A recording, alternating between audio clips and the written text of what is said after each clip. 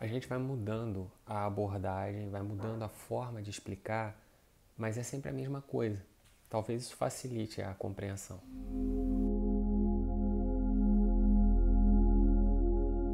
Eu vou usar dois termos para tentar ajudar a entender o conceito da verdade absoluta e por que só há verdade absoluta e nada mais.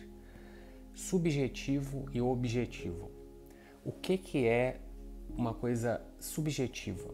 É uma coisa que vai depender da sua interpretação, vai depender do observador para fazer sentido, né? Então, quando eu digo assim, aquela flor é bonita, então a beleza da flor ela é relativa. Eu posso não achar, o outro pode achar, enfim. É um exemplo de uma coisa, de uma frase subjetiva. Agora, quando eu falo assim, aquela bola, aquela bola mede 20 centímetros. Comumente isso é tido como algo objetivo, né? Porque é algo que qualquer observador consegue chegar àquela conclusão ali. Mas vamos lá. Para dizer que algo é objetivo, eu preciso de pelo menos dois aspectos. Eu preciso atender duas verdades, vamos dizer assim. A primeira é que o campo da discussão, né, o campo do conhecimento ali, ele tem que ser o mesmo. Então, um exemplo disso. Na física relativística lá, teoria de Einstein, né? Eu tenho um campo onde aquelas fórmulas fazem sentido, funcionam, né? Um campo lógico, matemático, onde aquilo ali dita ou descreve o funcionamento do universo.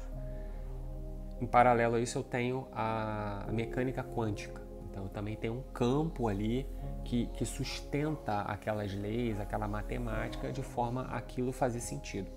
Mas eu não consigo trazer a física relativística para dentro do campo da mecânica quântica e vice-versa, né? Na verdade, eu não consigo encontrar uma interseção entre as duas coisas. Eu não consigo fazer uma falar com a outra.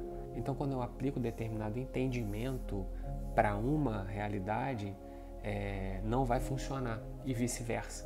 Então, são leis que descrevem, né? São teorias e tal que descrevem o universo de forma teoricamente objetiva, mas não conseguem se sustentar dentro do campo de conhecimento da outra.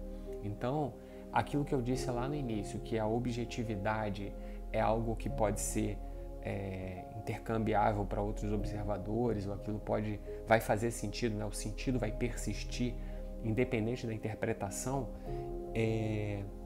tem esse aspecto, né? De que tem que estar no mesmo campo de conhecimento para poder fazer sentido. E eu e você, que vamos debater isso, a gente precisa estar de acordo com aquelas regras, né? Então, esse é o primeiro ponto. E o segundo é o eu e você. Então, tem alguns elementos culturais ou mesmo existenciais ou mesmo filosóficos que podem fazer diferença em determinada interpretação. Com relação ao observador, é um pouco mais complicado.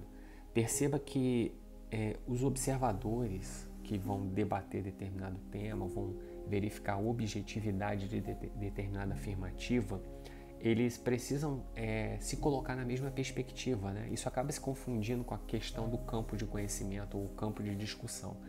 Mas a cultura, as crenças, a percepção daquele que vai observar aquele evento, aquele fenômeno, precisa também estar alinhado com o outro, porque por mais que ele se insira em determinado campo, a compreensão que ele tem desse campo é relativa.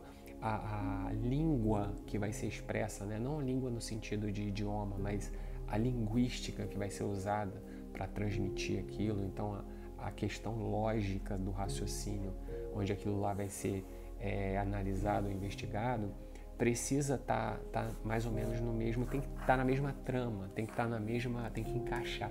Senão um vai estar falando de uma coisa, outro vai estar falando de outra, e por mais que eles pareçam se entender, a gente não consegue definir especificamente. Então, por exemplo, se eu disser destruição, a destruição é algo objetivo.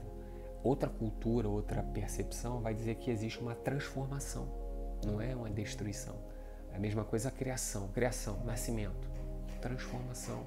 Então, assim, por mais que qualquer um possa concordar ou pareça poder concordar com aquilo, existe um campo muito sutil de entendimento daquilo. Para aquilo poder ser falado, aquilo precisa ser entendido, e a compreensão vai fatalmente depender da forma que o observador observa, ele encara, a perspectiva que aquilo ali é abordado. Realmente é meio complicado, mas de repente eu vou conseguir transformar isso em algo mais simples. A afirmativa que eu quero dizer aqui é que tudo acaba sendo subjetivo, mas você tenta transformar as subjetividades das pessoas uma mesma coisa. Você tenta parametrizar a forma como você vai observar aquilo, você vai retirar a liberdade subjetiva do outro para que ele observe da sua perspectiva, ou você tente fazer com que ele observe da sua ou da mesma perspectiva que você. Então você precisa restringir o conhecimento, né? Eu não posso abordar determinado objeto sob qualquer pretexto, sob qualquer aspecto. Então eu preciso restringir para que seja somente naquele ângulo, somente naquelas condições que aquilo ali passa a ser objetivo. Então o objetivo, eu não vou retirar essa palavra do dicionário, mas eu vou dizer que ela ela precisa atender determinados aspectos para ela poder ser viável. Então, em última análise, tudo passa a ser subjetivo e a objetividade ela precisa atender determinados parâmetros. Então eu vou concluir agora que aquilo que é objetivo deve ser inegavelmente afirmado e incontestado, independente da sua perspectiva, da sua subjetividade. Então o que a gente pode ter, né, já que nada mais palpável, nada mais que é mutável vai servir para atender esse aspecto? Duas coisas são fáceis de serem percebidas. Se você meditar um pouco, se você filosofar um pouco sobre isso, já vou dar o gabarito, que é a existência e a consciência. Mas não é qualquer existência e nem qualquer consciência. É a sua, tem que ser a sua. Você vai poder afirmar, por exemplo, que não, o outro observador também tem existência e ele também tem consciência. Mas você pode dar certeza absoluta disso?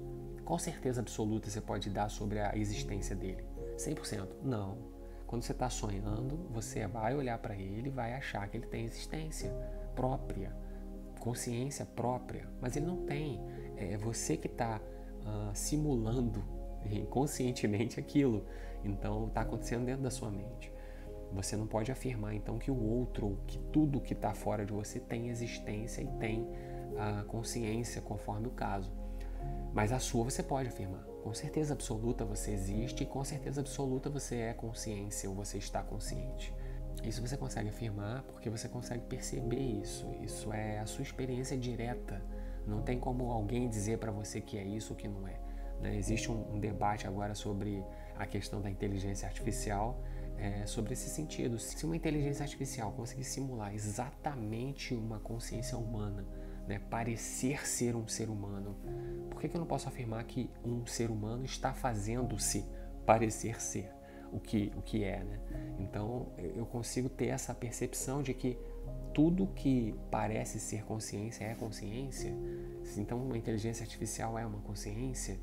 Se for imperceptível, se for impossível eu refutar isso, né, o tal do teste de Turing, eu vou ter efetivamente uma consciência ali. Então eu não consigo afirmar nada sobre nenhuma consciência fora a minha. Somente a minha consciência, a minha existência tem 100% de validade. Eu posso afirmar 100% que é algo objetivo. Objetivamente, eu experimento a minha existência e a minha consciência e afirmo que é o que é. Agora, se eu começar a tentar detalhar ela ou levantar características dela para que outros também possam compartilhar essa afirmativa, eu já vou estar criando parâmetros, eu já vou estar criando um campo de conhecimento e um campo de discussão para que aquilo seja válido. Então você percebe que a objetividade da existência e da consciência, ela simplesmente e é para você, e não há nada a falar sobre isso. Porque uma vez que você tentar falar, você tira a objetividade. A partir do momento que você utilizar a linguística para expressar aquilo, você precisa elencar características, colocar parâmetros e criar um campo de conhecimento comum para que você possa falar sobre aquilo. Então, a conclusão final é que aquilo que é objetivo é a verdade absoluta sobre o objeto em questão. E o único objeto em questão não é um objeto, é você mesmo, é o observador. Então, a única coisa da qual podemos fazer afirmações objetivas é da verdade absoluta. E a verdade absoluta é a existência e a consciência que existem, vamos dizer assim, em você. Conclusão.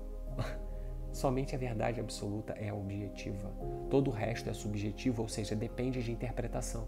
Logo, tudo que você observa, percebe, comenta, enfim, vivencia, experiencia, faz parte de uma estrutura que faz sentido dentro de um campo lógico ou de um campo de conhecimento, um campo de discussão que a gente chama, novamente, de ego ou de subjetividade.